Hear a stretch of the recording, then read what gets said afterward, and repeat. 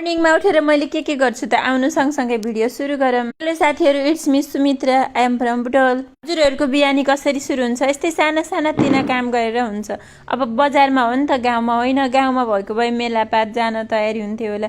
मेलापात पनि नगरेको होइन नि, माइती घरमा त कति गरियो तर देखिने होइन रहेछ। यो भिडियो हिजोको थियो। मैले सबैभन्दा पहिला बाहिर झाडु लाउन गएँ, म्याटलाई लात्तीले पन्छाउँदै।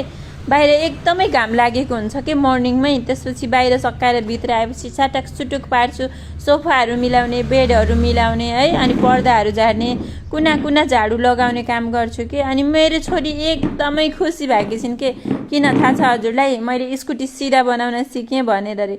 पहिला मलाई आधी घन्टा लाग्थ्यो कि स्कुटीलाई सिधा बनाउन, अहिले त 10 सेकेन्डमै हुन्छ। कति सहज हुने है जुनै कुरा पनि सिक्यो भने। कसैको बानी हुन्छ कि झाडु खाली यो बाटोमा मात्र लगाउने, बाटोमा मात्र झाडु लगाएर त के सरसफाइ भयो त।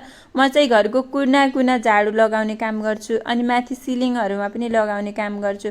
घर हो नि त हाम्रो, सरसफाइ त एकदमै राख्नुपर्छ। सफा भएन भने हाम्रो मनमा पनि शान्ति हुँदैन।